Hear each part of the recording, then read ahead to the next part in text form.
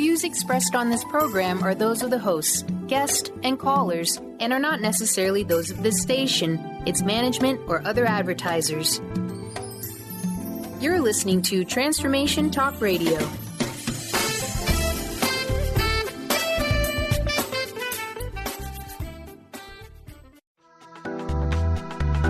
This show's audio was via a Skype call.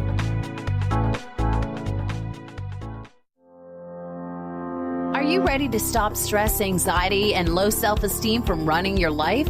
Join award-winning author Dr. Friedemann Schaub from Empowerment Radio as he addresses some of the most prevailing challenges in our day-to-day lives.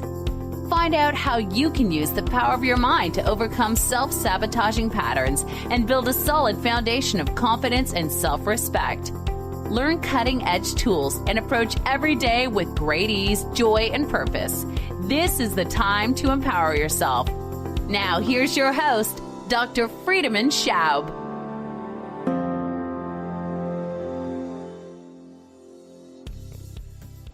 Welcome to Empowerment Radio. I'm your host, Dr. Friedemann, and we are tackling another great and challenging topic of our day-to-day lives.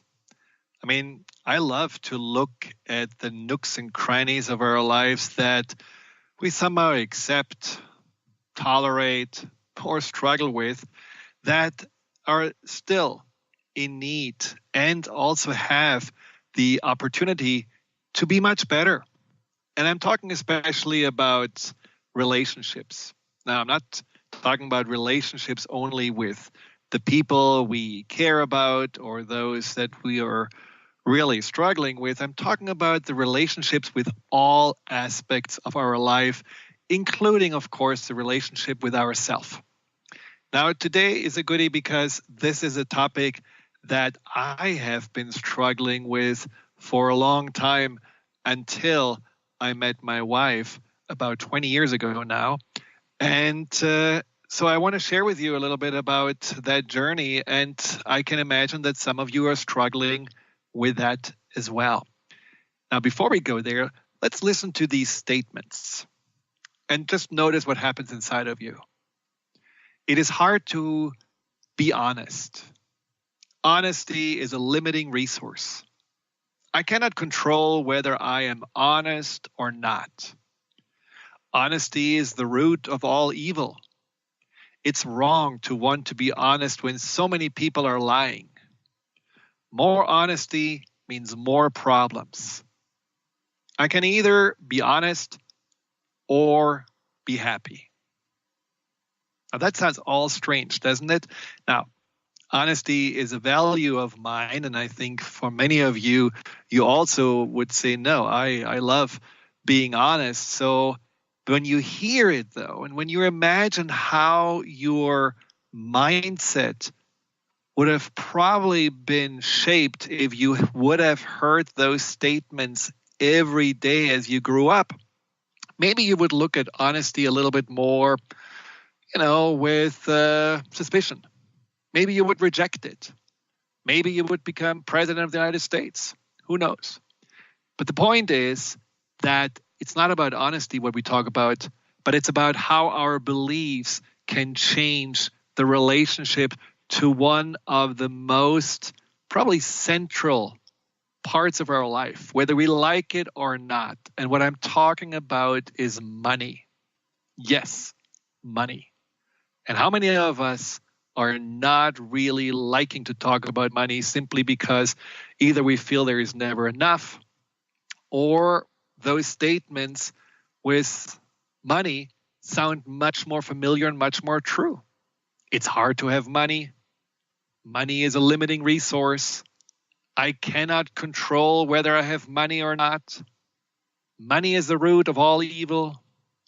It's wrong to want to have money when so many people are poor. More money means more problems. I can either have money or be happy. Now that sounds more right? But why? Why do we struggle with money? Why do so many people feel almost ashamed or dirty when we are dealing with money or talking about money. It's kind of kept as a secret. Do you have money? Do you make money? How do you spend your money? That's something you really don't want to share with anyone, even in couples. I often hear this from my clients that, often the man takes care of the money and the wife feels like, well, I'm getting my allowances, but that's all. And there's nothing more for me. And I don't really know how to even write or balance a checkbook. So money is a very iffy topic. And I think there is something about money that we have a hard time with. And I want to explore a little bit why that is and how we can turn this around. Because is it really true that money is bad? Or have people abused money for bad things? Just like people have abused power since ever mankind existed. Now, my money story started when I was a child. I grew up with parents that I thought were pretty well off. My parents were doctors and had a flourishing practice. So I was surprised when I heard my parents fighting about money, not only one time, but many times. And I didn't really understand what was actually the reason, because we seemed to have a nice house and cars and everything seemed to be okay, but there was tension. And there was always this sense of whatever the topic was, that money was not enough. And so one day when I was 13 years old, I was hiking with my dad in the Austrian Alps, and he shared with me for the first time that when he grew up, and I knew that, but I didn't know the rest. When he grew up, they didn't have a lot of money because his dad died when he was 5 years old. And so his mother had to raise my father and his 3 sisters all by herself on a little farm with a few chicken and I think a pig or 2. And so they made it barely. But then when World War II broke out and they had to give a lot away and they lost most of what they had, they really struggled. And it was often that my father was lying in bed at night hungry, simply because they didn't have enough to eat. And, a soup mainly with water and a little cabbage does only go that far. My aunts, his sisters, who were a little bit older, they were walking sometimes 60 miles for days from farm to beg, literally beg for a little bit of flour or maybe some potatoes or some butter, something that they could use. And, often they were told no. And sometimes people were generous and were sharing, even though they didn't have that much. But what my father felt during that time is that money is something that can always be taken away. Money is something that can always create hardship and hunger. And for him, that belief of having to worry about money overshadowed so much of his life. And even though he made money, as soon as maybe there was a little dip in the practice or there was an unexpected bill, his anxiety came out as anger and frustration. And so that was his shadow that then was cast on me, because from that point on, I thought, okay, money is something really bad. And I chose to not think about it. So my way out was to avoid money. Not to avoid making money, but to avoid thinking about it. When I made money, I spent it. I didn't save it. I didn't want to really get a headache about it because I didn't want to fall into that same mindset that my father had been for so many years. And I believe many of you have similar stories. Maybe you grew up in also environment where your parents were struggling with money. Maybe you were told that money doesn't grow on trees, and so you have to really think hard about how you spend it. Maybe you were given those old rundown clothes of your siblings because your parents didn't have enough, and you always compared yourself to your neighbors and you felt like, well, they have the new shoes and they have better clothes and I'm really not that good enough. And so that makes me feel, again, that money makes you a better person or a more valuable person.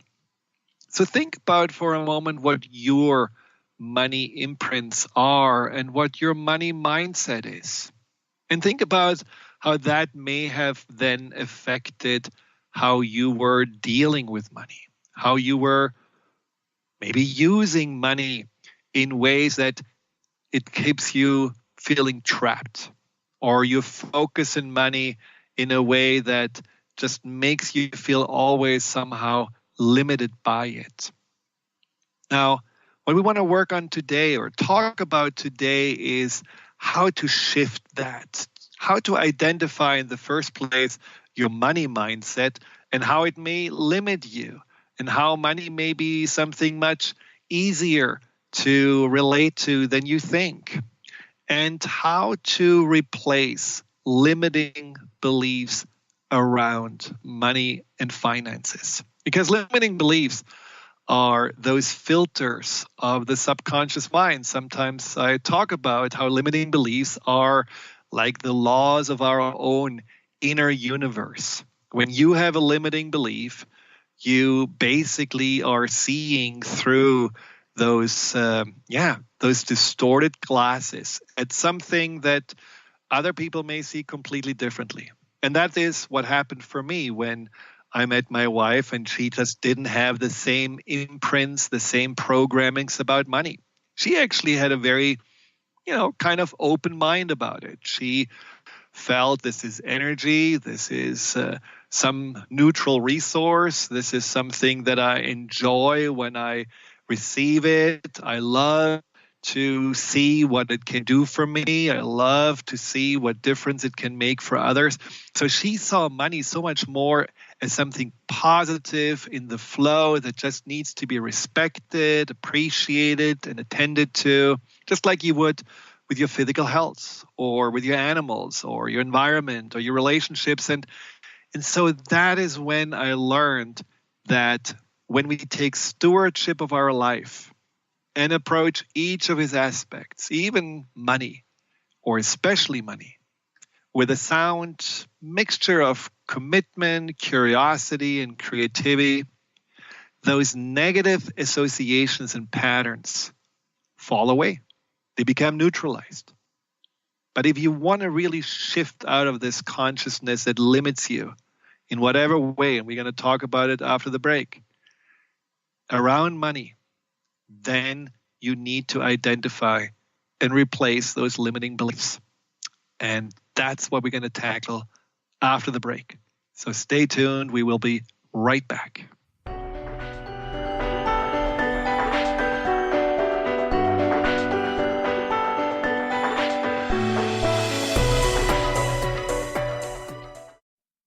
Please join us for a transformational conference with 5 of the leading pioneers in the fields of science and spirituality, all in one place. Join best-selling authors and teachers Greg Braden, Dr. Bruce Lipton, Lynn McTaggart, Dr. Joe Dispenza, and Lee Carroll in both individual workshops as well as a weekend of keynote presentations and panel discussions. At this extraordinary event, you'll get to experience some of the brightest leaders of our world today, empowering you with groundbreaking new information, deep wisdom, and practical tools to transform your life. Come connect with others and expand your consciousness in beautiful Nanaimo on Vancouver Island in British Columbia, June 14th through 19th. For more information or to register for what some are expecting to be one of the best conferences of 2018, visit shalohaproductions.com. That's SHALOHA Productions.com. Or visit the individual speakers' websites. Have you ever wondered if there's a way to heal the deep, hidden inner issues, wounds, beliefs, and traumas? The journey into spiritual healing engages people in all areas of their lives to heal themselves and others. Tune in each month on Transformation Talk Radio as Dr. Jaffe brings conversations of healing of body, mind, and spirit as he merges the excellence of traditional medicine with the beauty of spiritual healing. For more information about Dr. Jaffe, this show, and his work, visit drjaffemd.com.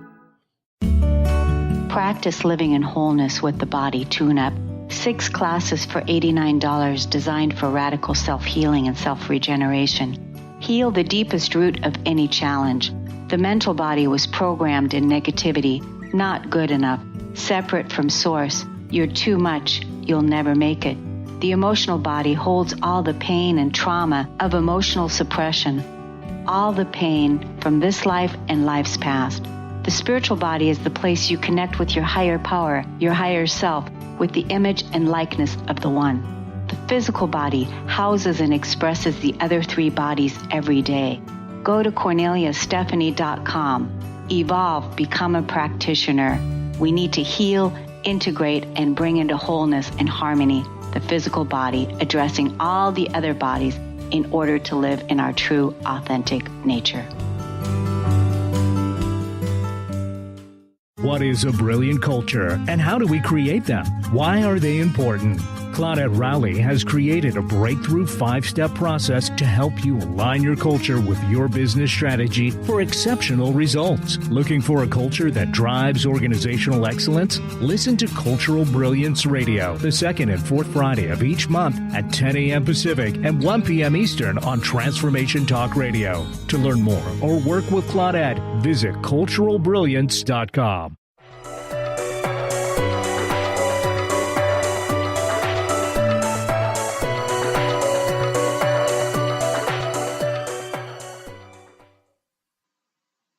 Welcome back to Empowerment Radio. We are talking about money and limiting beliefs about money, limiting money mindsets, and how you can shift those and have a much more neutral or positive relationship to money.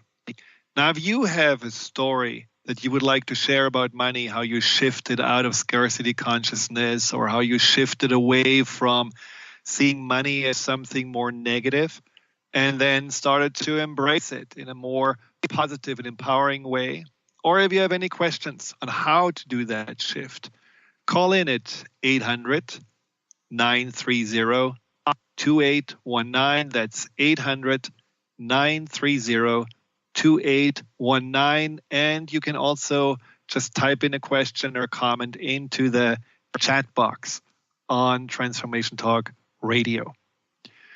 Well, Kevin writes that I feel that I have not enough money when I look at the ads on TV or the internet.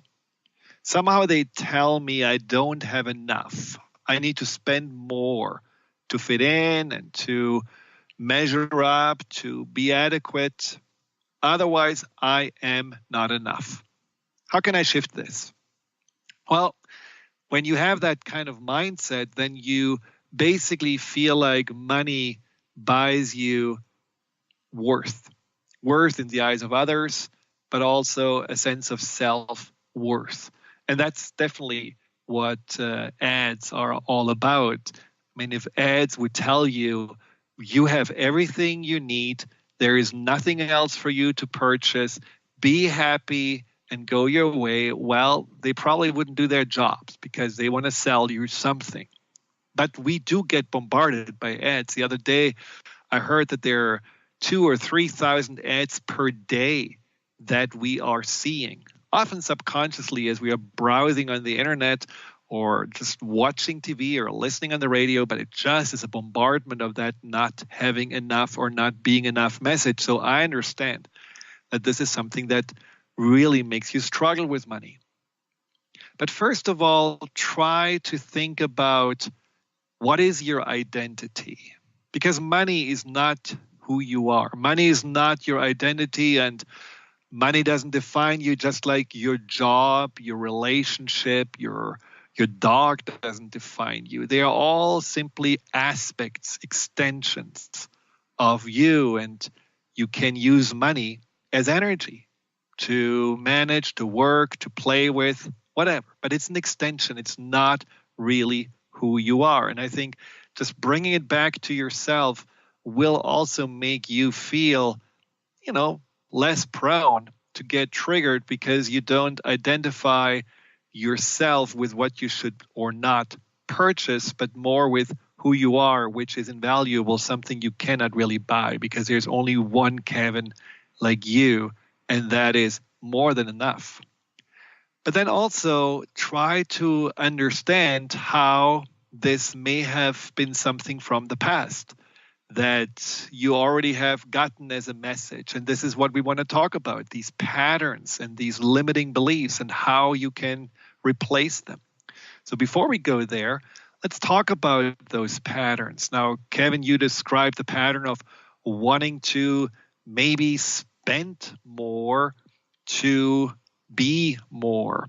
And those are, the pattern of the competitor. And the competitor is someone who feels like, I need to keep up with the Joneses.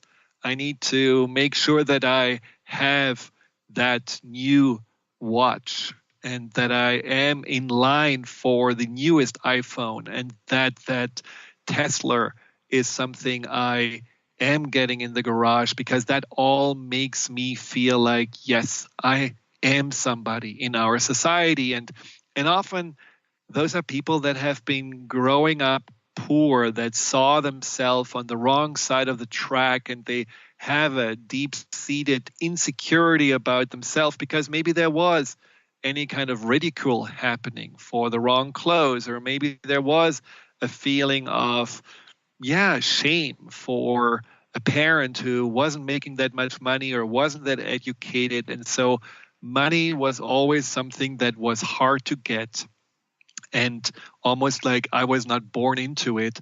And so it matters so much more to me because I never had it. And so that's a competitor one. And the belief is really about money is who you are.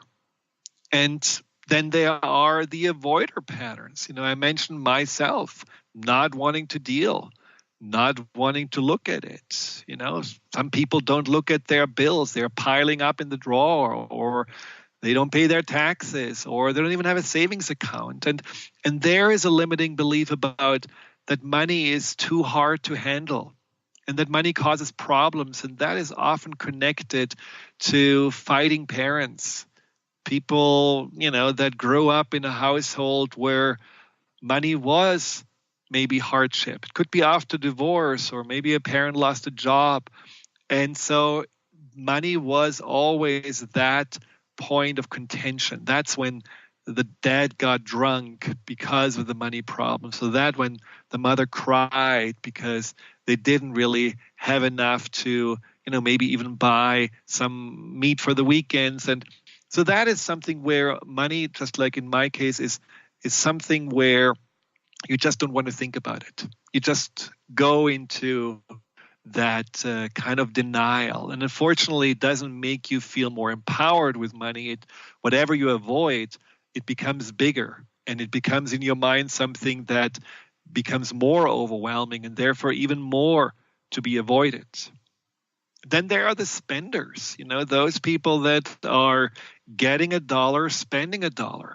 As soon as they have made some money, it burns a hole in their pocket, and they just want to use it, get rid of it, buy something that brings them fun. It's like the consumers that just get a high from spending that money. It's like this almost chasing something down, the treasure hunt, and you find it, and then you feel really happy. And often in that case, money is something that feels, again, more as a resource to bring more joy into life. Maybe there is a greater sense of emptiness. Often those people that have that spender mentality have been growing up with spenders, people that didn't really feel like that they were, interested in having more, but it needed to be fun. It needed to bring some kind of entertainment, and tomorrow is another day.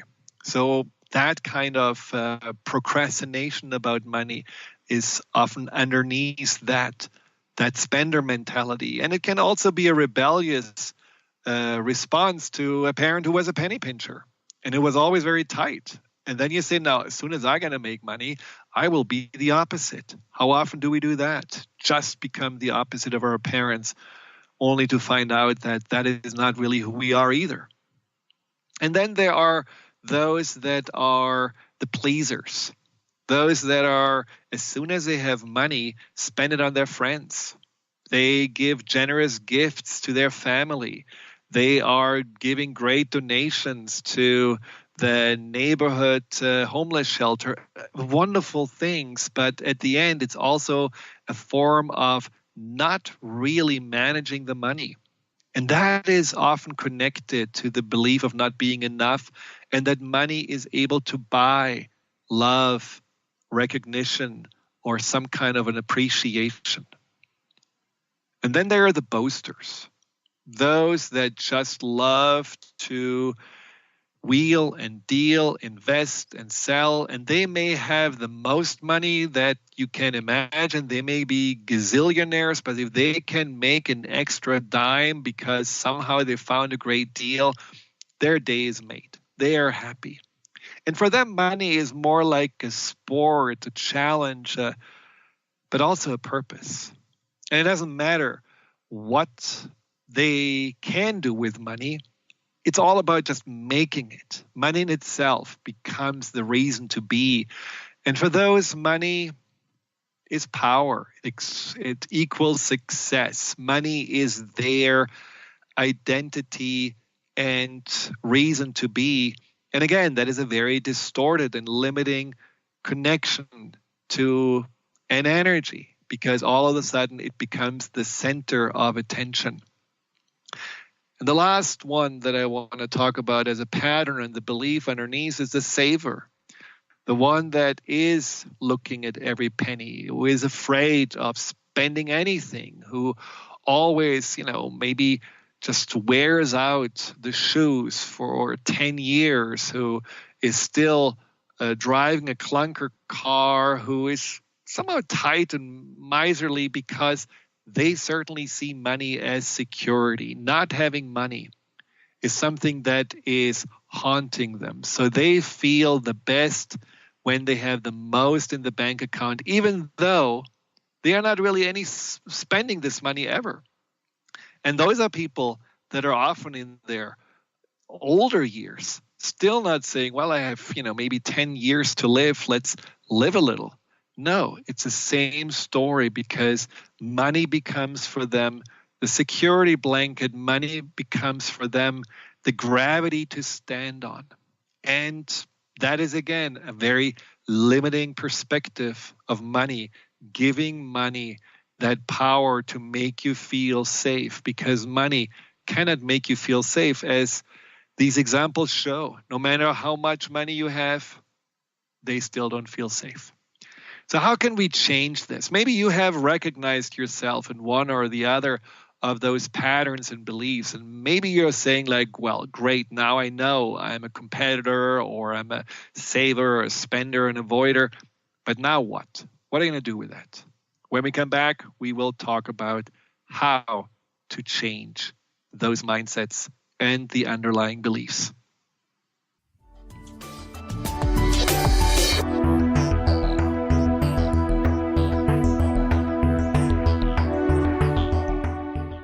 Do you know how to achieve wellness in all areas of your life? Hi, I'm Mary Jane Mack. Signs of wellness are a capacity to love and ability to nurture, a sense of purpose, a good sense of humor and plenty of fun in your life, a concern for others and a respect for the environment, a conscious commitment to personal excellence, a sense of balance and integrated lifestyle, and capacity to cope with whatever life presents. Well people enjoy their lives and want them to last as long as possible. That's why the wellness mindset usually accompanies other constructive, healthy lifestyle habits. By adopting a wellness mindset and behaviors like eating well, taking the right nutrition for the body, exercising, and saying affirmations are just a few things to structure a healthy system of values and beliefs. I will be your wellness coach to help you achieve a wellness lifestyle. Call us at 888-777-4232. That's 888-777-4232. And visit us at MaryJaneMack.com.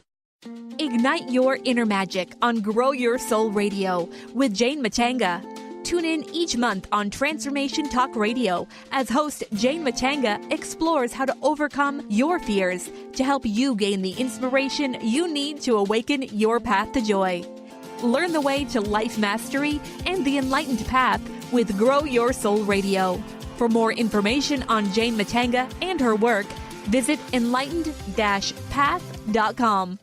Conscious Confidence Radio, a timeless wisdom with Sarah Main. Tune in each month on Transformation Talk Radio and join Sarah on an adventurous journey to the deeper level of meaning to move beyond today's world of constant change, confusion, and uncertainty beyond the shadow of fear. This hit show explores key concepts such as confidence, values, and attitude in a dynamic way. To learn more about Sarah and her work, visit sarahmain.com.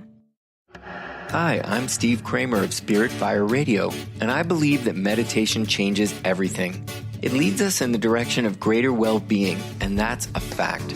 I struggled with meditation for years. I understood the principles, but I found it hard to incorporate them into my everyday life.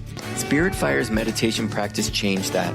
It's called the Practice of Living Awareness, and it's taught in 14 steps. These are 14 tools that I can use in any moment, on and off the cushion. Steps like smile, flow, and ground of being support my clarity of mind while I'm navigating the ups and downs of modern life. That's why it's called the Practice of Living Awareness. If you'd like to add meditation to your daily experience, the Practice of Living Awareness is free, online, and it's suited for any level of practitioner. Visit spiritfire.com for more information. And be sure to check out Spirit Fire's meditation retreats in Western Massachusetts. It's all there at spiritfire.com.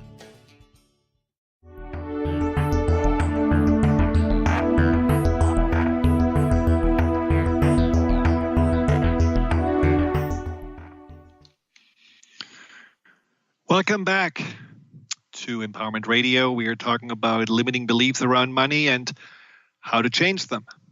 Now, you have probably identified already some of your limiting beliefs, and if not, well, it's very simple. What you can do is just go back and think about this week or the week before or the time around the taxes and think about what were your thoughts around money. What did you think when you were at night in bed and maybe you had a knot in your stomach because you were contemplating your bank account or how much you owe the IRS or anything like that? What were your deepest conversations with your spouse about money and how to deal with it? What are you telling your kids about money? And then take all of that and go back and think about the dinner table that you grew up with and what were the conversations there? And what did your parents tell you or model to you in regards to money? And what did you feel as a kid about it? Did you feel connected to it, attached to it? Did you feel that you always wanted more? Did you feel the joy of buying maybe some candy when you got something? Did you compare yourself to your friends or the kids from the neighborhood who seem to have so much more or maybe so much less? All of this may imprint or may have imprinted on you and may still affect you and how you are dealing with money. So just take a little inventory and then think about how those limiting beliefs are limiting in the first place. Limiting because they limit you. Negative because they make you feel anxious, frustrated, powerless. They may make you feel less than, insecure, unworthy, or they may make you feel greedy. They may make you feel you want more. They make you feel almost obsessed. They make you feel that money is a big, big focal point in your life that is somehow crowding out things that may be more important, like your family, like your health, like your peace of mind. So if you have all of those things kind of thought about and contemplated, then take a piece of paper and divide it in 2 columns. And on the left column, you're just going to write down all those beliefs and thoughts that you just discovered. Like, it's hard to have money. Money is a limited resource. I cannot control whether I have money or not. Money is the root of all evil. The things that we just also talked about before, write them down the way you see them. And then on the right side, you're going to write down what you want to think instead. What do you want to believe instead? For example, it's hard to have money. What about if you turn it upside down and say it's easy to have money? Now, of course, you will say, yeah, well, it's easy to say this, but it remains the fact that it's hard. Well, who knows? Because the point is that if you are changing a belief from a negative to a more positive, empowering, at the beginning, you will not necessarily believe it right away. But what you do is you're opening your mind to another option. It's almost like you have been just seeing one door, and that's the only door that you felt. That's a scarcity door. That's a door that says basically there is never enough. It's always a problem. You get always a stomach ache. And all of a sudden there is a right door. And that right door says, oh, wow, it's easy to have money.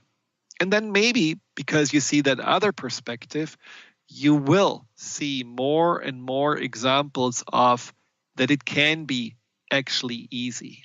I love to collect stories about that. The other day I read about a homeless person who was rescuing someone who was running out of gas, a woman who didn't have gas, and she was alone somewhere, I think in England, and she was scared, and so the guy helped her. The guy, first of all, he kept her safe by, she was alone somewhere in an area that wasn't that safe, and then he also gave her a few bucks that he had so that she could gas up and get going. So basically, he had pretty much nothing, and he gave her that little he had.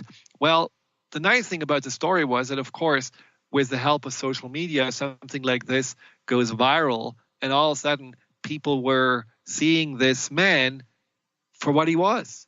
A really good saint in the moment, a little hero who was helping someone who, in general, may have just overlooked him on a day-to-day basis, and was compassionate and really caring. And so people were collecting money for this man. And he had, after just a few days, so much money for him collected that he could get off the street and started renting an apartment and get his life on a better track.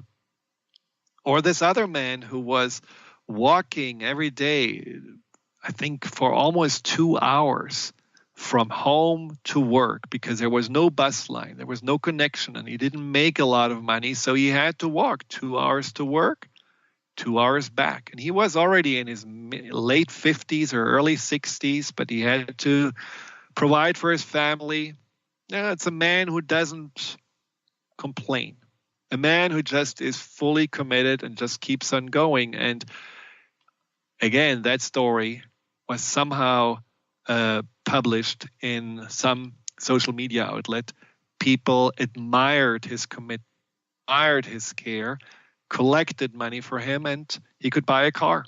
Doesn't have to do 2 hours or 4 hours of walking, because it's 2 hours to work and 2 hours back. So there is a way that somehow money can flow in very unknown ways. So it doesn't have to be hard. It can be something you can be open to also you. Then money is the root of all evil. Well, what if you write down on that right side, money is neutral, but there is a lot of wonderful and positive things that can be done with it? Or what about it's wrong to want to have money when so many people are having nothing? Well, then you can write on the right side, I can only be of service to those that have no money if I have something to give. It's like you cannot really help someone who is ill when you're ill yourself. And then I can't either have money or be happy. What about saying that, money doesn't buy happiness, but money can make it easier to create happiness through, for example, getting help, support, experiences, learning, and of course, through being able to give and support others. So you get the gist of it. Just really use the negative beliefs, turn them around, and internalize them with emotion, not just as thoughts, but really feel that there is a kernel of truth to every positive belief. Because if there is one thing I learned in my 50 plus years about life, that reality is really relative. We are making it up on a daily basis. Whatever we see is seen through our own eyes. We are all living in our own individual versions of the universe, of the earth. And so we have maybe the challenge, but also the opportunity to create in our minds the world that we want to live in. That's the same about money. That's the same about how we look. That's the same about the country we live in. That's the same about our kids. We see our kids maybe as saints and superstars. Others see them maybe as brats and rather mediocre. Doesn't matter to us because we believe in that what we believe. And what is the truth? Who knows? Doesn't really matter because in the end, what really matters is how you feel, how you act, and how you engage in life. And that is what really makes a difference. So once you have on the right side this new belief, that what you want to believe instead, then back it up. And backing up is really the key to changing a belief. Because if you have a belief just as words, yes, you can do 100 affirmations a day, but it's a word. It doesn't necessarily, it's a series of words. It doesn't necessarily sink in. So in order for that to sink in, you have to really get it something that gives it life, that gives it some evidence that this new belief can be true. And so this is what I just said about story finding, about that those beliefs are true. You think about your own life and your own stories where that belief was true. You think about the future and you think about, how can money become a source or a bridge to more happiness? Or how can I see money more as a place of opportunities and not a greater place of problems and all of those things? So you collect every day. You collect a little bit more evidence that your new relationship to money is right for you. It may have been that what your parents were doing in the past, that limiting belief, but you choose differently. And then you change your behavior. And that is where you're sealing it down. You're sealing the new belief down by having the direction of your mind, by kind of strengthening that new direction through evidence, and then acting as if. So the acting as if is, let's say, you have this belief that it's hard to have money or money is a limited resource. Well, every time you find a penny, you pick it up and you celebrate and you feel like, wow, I am a money magnet. This is wonderful. Or every time there is unexpected money coming in, you are receiving it, no matter how much it is, with an open heart, with a smile on your face, and with that feeling, yes, see, I am in that flow of abundance. When you make a purchase, you actually enjoy the energy of money and the exchange that happens. You're not just like, becoming like a very, tight-fisted person who kind of doesn't want to part way with the dollar, but you are giving it to whatever you're purchasing there, and you are receiving and you're enjoying, whether it's, you buy yourself that that beautiful bowl of fruit, or you are paying for the electric bill, or whatever it is. When you use money for an exchange, you focus on that, what you get back instead. That feels good, right? Look at the bill and think about, wow, I'm so glad that in this cold winter we had heat and light. That's awesome. I'm so happy that I'm allowing myself to have that, what usually I say, oh, it's $3 too much, and I'm going to buy it anyhow, and then I'm going to really savor it. And then I feel like, well, thank you, money, for being able to give me that experience. And then also see money as an inhale and an exhale. Feel like that there is some beauty about being honest around money. Some people, when, let's say, there is a they're in a restaurant and the waiter has made a mistake in the bill and it was in their favor, so they have, $10 more than they should have. Well, what would you do? Go back. Tell them, sorry.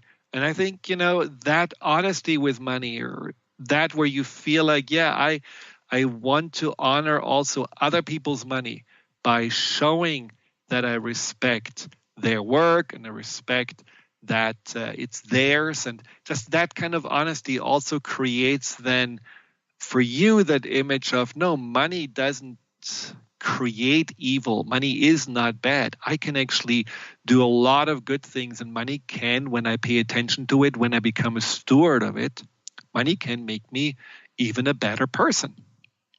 And then also enjoy the giving part, not the giving for the purpose of buying approval or buying friendships, but the giving because it feels joyful to bring joy through a gift, through a support, through something that you feel like, that is exactly what this person needs. And there again, you can see that neutral energy of money is like a seed that is planted in other people's life that can also then flourish in their hands and in their hearts. So what I would like you just to do is to, if you're not driving, close your eyes for a moment. Let's do a little meditation on that. Just a brief moment to go inside and seal it all down. So what I would like you just to imagine for a moment that as you're closing your eyes,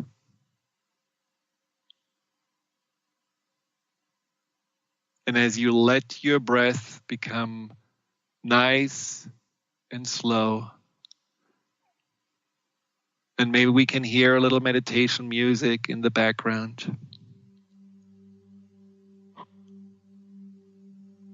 I would like you just to feel your breath.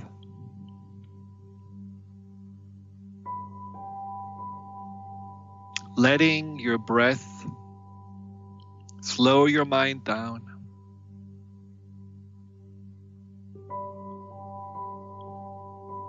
Noticing when you inhale, it happens naturally and easily and effortlessly.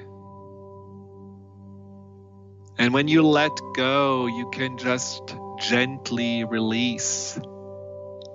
Knowing as you let go, that next breath is already ready for you to be received.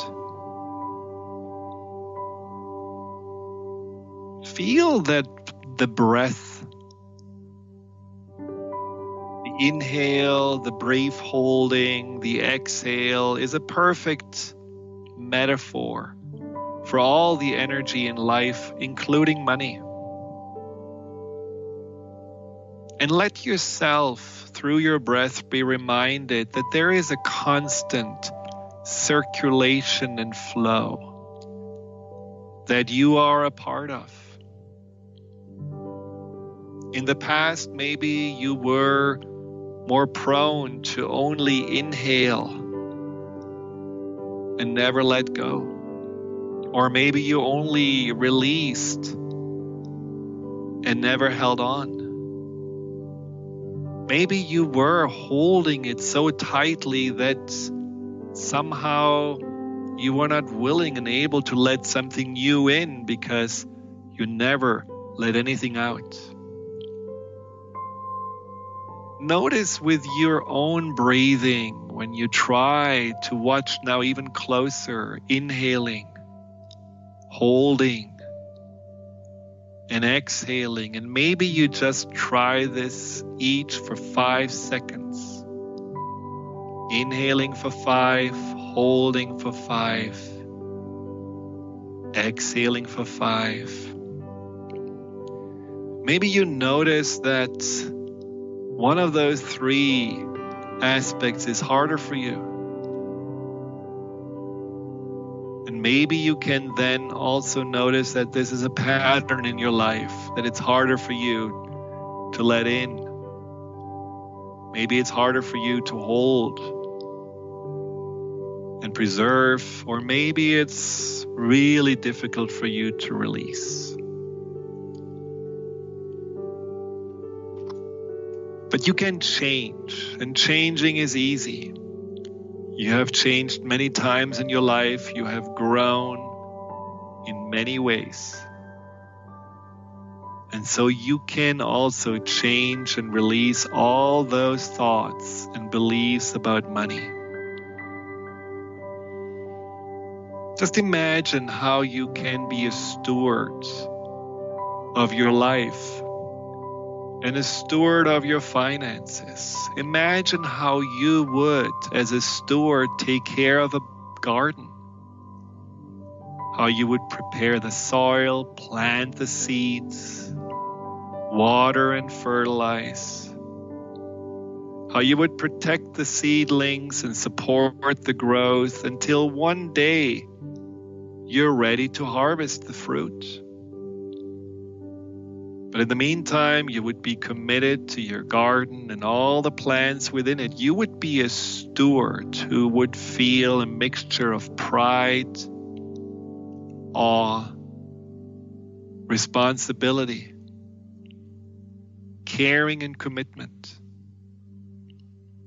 And you would trust, patiently trust that the seeds will flourish, even if you cannot really see them. Even if you cannot really know what's happening inside, you know as a steward of your garden, the fruit will come. Now see yourself as a steward of your life, and you can choose to attend to money in a similar way. See that money is neutral, not good or bad. It's just energy. Like a seed that has potential to grow and feed you and feed others. And like the seeds in your garden, you don't want to waste them and plant them on concrete. You want to take care of it with awareness, appreciation, but also use it in ways that bring you a greater sense of joy and purpose. And just like that steward of your garden, you would then, when you have the fruits, you would consume them with great delight and joy. And in that way, you can also now spend money happily. Allow yourself to enjoy it. It's not important how much you spend. It's important how much energy and appreciation you put into the spending. Feeling that gratitude for the light, the heat, the water in your home, the ability to call your friends, the ability to move around in your car. Don't take it all for granted, but take it in and appreciate that this is what the energy of money has been allowing you to experience and enjoy. And like the steward of your garden, you trust that with the right care and consciousness, money will be a normal part of your life. A part that will continue to grow and expand, and in your hands bring a lot of joy and positivity to you and the world around you. So the next time you hold money in your hands, look at it as that neutral energy that you can choose, like a seed to plant, and let it bear fruit in whatever way that is right for you. And then you can take a deep breath in and exhale. Unfortunately, we are already at the end, but if you have any questions or would like to get more information about my work, go to thefearandanxietysolution.com or email at info@thefearandanxietysolution.com. Until next time, I'm your host, Dr. Friedemann. Thank you for tuning in, and thank you for your willingness and commitment to grow. Goodbye. You've been listening to Empowerment Radio with Dr. Friedemann Schaub. Join Dr. Friedemann the first and third Wednesday each month at 11 a.m. Pacific as he addresses some of the most prevailing challenges of our daily lives. Discover how you can use the power of your mind to overcome stress, anxiety, and overwhelm and create a solid foundation of confidence and self-esteem. Learn cutting-edge tools so that you can approach every day with great ease, joy, and purpose. To learn more about what Dr. Schaub can do for you, visit thefearandanxietysolution.com.